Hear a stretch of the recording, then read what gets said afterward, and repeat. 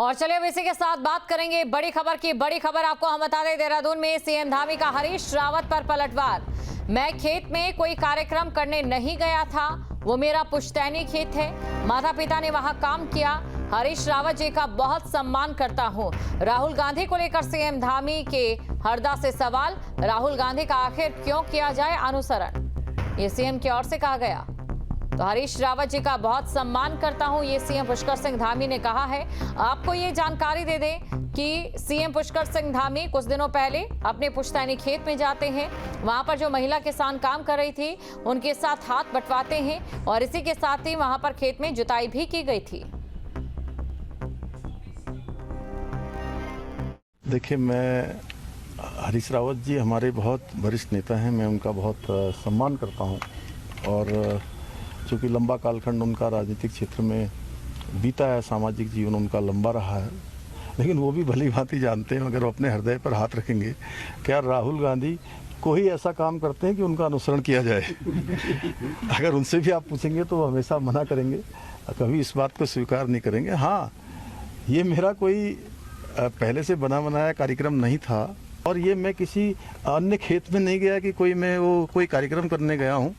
वो मेरा किसानों के लिए एक हमारा संदेश भी है कि किसान हमारे अन्नदाता हैं, वो हमारे लिए बहुत पूज्य हैं, बहुत आदर और सम्मान के वो हैं, उनके लिए संदेश भी है। हमारा हुड़किया जो परंपरागत हमारा लोक संस्कृति है उसको बढ़ावा मिले। और मेरा पुश्तैनी खेत है वो, जो कई वर्षों से मेरे माता पिता, मेरे दादा, सभी लोग जो है वहाँ पर वो काम करते रहे हैं। मैंने भी उस काम को ये सोचा कि इतने दिनों बाद मैं आई और रुपाई लग रहा हूँ तो मैं भी थोड़ी देर के लिए भाग ले लूँ। बागेश्वर के गोदियाधार गांव के तिलाड़ी कपकोट में एक बंद घर में अचानक आग लग जाती है और आग ने पूरे घर को आगोश में ले लिया। आग की लपटों की खबर देखकर आसपास रह रहे लोग दहशत में आए। उन्होंने इसकी सूचना दमकल विभाग को दी और सूचना के बाद विभाग मौके पर पहुंचा। आग ने पूरे मकान को अपनी चपेट में ले लिया था। मकान के अंदर से आ रही आग की लपटों को देखकर ग्रामीण दहशत में आ गए। मुख्य सड़क से काफी दूर था जहां फायर सर्विस का वाहन पहुंचना मुश्किल हो रहा था।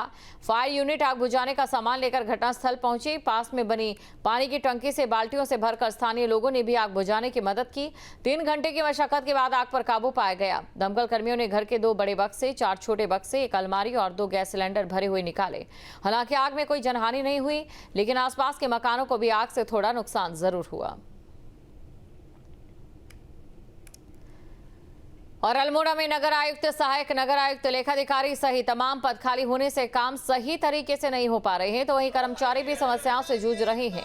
कर्मचारियों का समय से वेतन, पेंशन का भुगतान न होने से कर्मचारियों को आर्थिक परेशानियों का भी सामना करना पड़ रहा है। इन समस्याओं के समाधान की मांग को लेकर उत्तराखंड देवभूमि सफाई कर्मचारी संघ शाखा अल्मोड़ा और निगम कर्मचारी संघ नगर निगम ने संयुक्त रूप से धरना प्रदर्शन किया। और इस दौरान कर्मचारियों ने कहा कि नगर निगम में नगर आयुक्त और लेखा अधिकारी, सहायक नगर आयुक्त की स्थायी नियुक्ति की जाए, जिससे कर्मचारियों को समय से वेतन और पेंशन का भुगतान किया जा सके।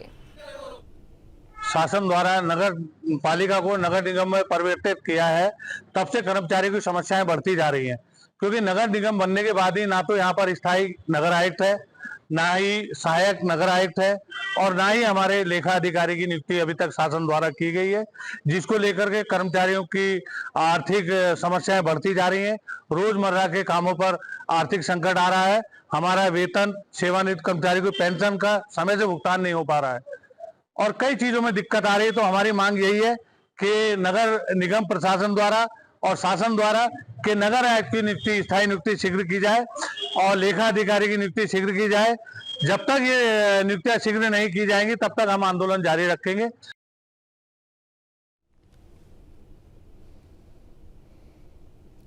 मौसम विभाग ने 2 दिनों तक भारी बारिश का अलर्ट जारी किया है और बारिश के अलावा लैंडस्लाइड की चेतावनी भी जारी की गई है।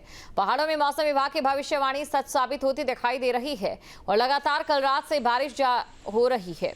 केदारनाथ धाम सहित रुद्रप्रयाग जनपद में बारिश के कारण हालात अस्त व्यस्त हैं। लगातार हो रही बारिश के कारण अलकनंदा और मंदाकिनी नदी उफान पर बह रही है। रुद्रप्रयाग स्थित संगम स्थल का निचला हिस्सा भी पूरे तरीके से जलमग्न हो गया है। वहीं बारिश और लैंडस्लाइड से सबसे अधिक दिक्कतें 4 धाम यात्रियों को हो रही है। बद्रीनाथ और केदारनाथ हाईवे पर पहाड़ों से लगातार गिर रहे बोल्डर के कारण यात्रियों को जगह जगह फंसना पड़ रहा है।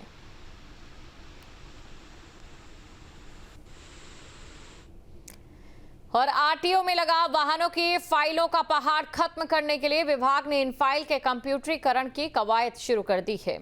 मौजूदा समय में आरटीओ दफ्तर में पुराने वाहनों की करीब हजारों फाइलें जमा हैं।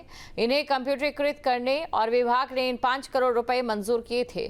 परिवहन विभाग की माने तो फाइलें कंप्यूटरीकृत होने से लगभग 1 साल लगेगा। मौजूदा वक्त में सभी नए वाहनों का डाटा ऑनलाइन ही फीड किया जा रहा है। व्यवस्था ये भी है कि डाटा फीड करने के बाद फाइल को वाहन के मालिक के सुपुर्द कर दिया जाए। इस पर अभी भी देखने में ये आ रहा है कि आरटीओ कार्यालय में फाइलों का भंडार लगा हुआ है। पूरे उत्तराखंड में लगभग हमने 100 जितनी उस टाइम पे डॉक्यूमेंटेड फाइल्स थी सभी ऑफिसेज की 2021 में चलाया और मैं खुद इसको देख भी रही थी। 2024 तक ये पूर्ण भी हुआ था पूरा। यूकेपीएफएमएस वर्ल्ड बैंक की सहायता से हमने इसको किया था। 110% कर दिया। पेजेस ज़्यादा निकले तो 100 से ज़्यादा ही हमने किया। कुछ परमिट रिलेटेड जो फाइल्स हैं, आरटीए वाली जो फाइल्स हैं, रजिस्ट्रेशन रिलेटेड तो सारी हो गई हैं और जो परमिट के रिलेटेड फाइल्स हैं वो कुछ अभी नहीं हो पाई हैं क्योंकि उसमें कई बार ऑडिट के प्रकरण होते हैं और कुछ साथ ही कुछ वाद जो हैं वो न्यायालयों में चल रहे होते हैं। तो वो डिजिटाइज तो हो गई हैं लेकिन उन फाइल्स को अभी हमने डिस्ट्रॉय नहीं करा है, वीड आउट नहीं करा है।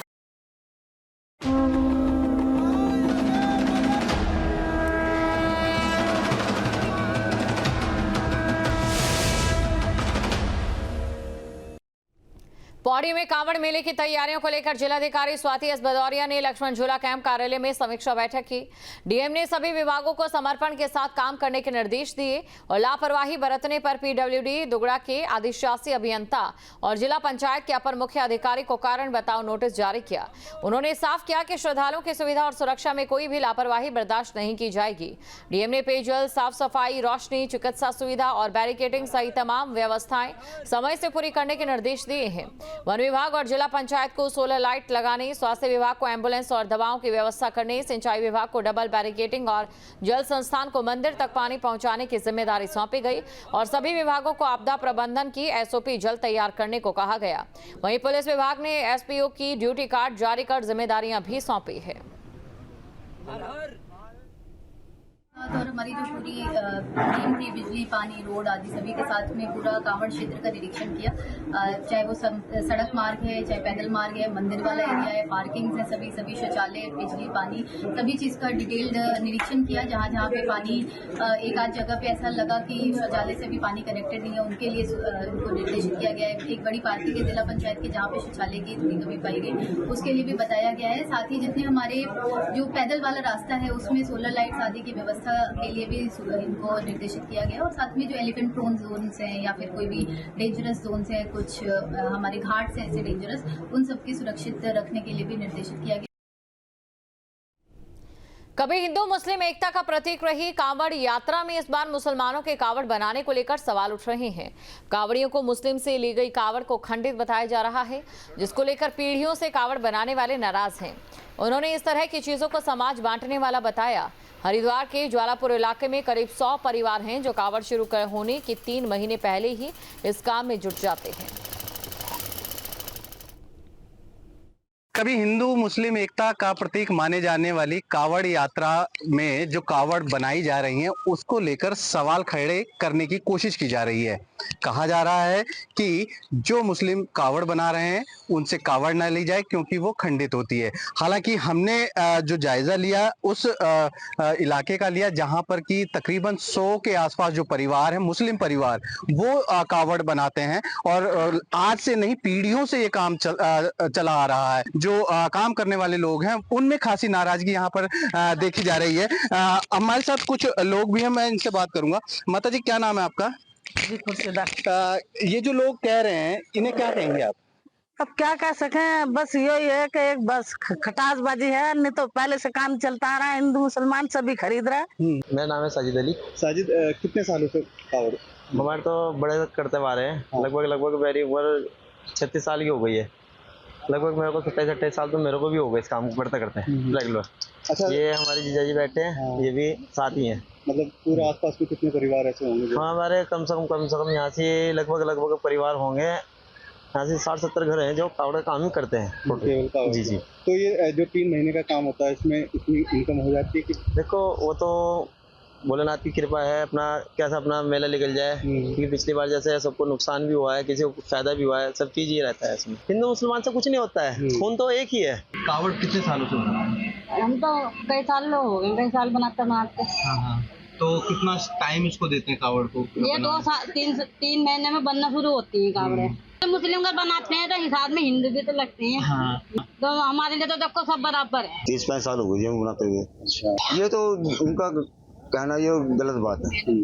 अगर हम ऐसा करते, यहाँ तो भोले की सेवा के लिए बैठे हैं, जो हमारे खानदानी काम बंदा चला रहा है। जो लोग इस तरह की बातों को उठा रहे हैं उनका फायदा तो अवश्य कुछ देर के लिए हो सकता है, लेकिन नुकसान हिंदू का भी है और मुसलमान का भी, क्योंकि इसमें जिस तरह की दरार डालने की कोशिश की जा रही है वो समाज को बांटने वाली दिखाई दे रही है। न्यूज स्टेट के लिए हरिद्वार से महावीर नेगी। जहां भक्ति है हर शब्द में, कथाओं में छुपे हैं दिव्य रहस्य और ज्योतिष देता है जीवन को दिशा। धर्म से जुड़ी हर बातों को जानने के लिए हमारे चैनल स्तुति को सब्सक्राइब करें। चैनल पर जाने के लिए इस लिंक पर क्लिक करें।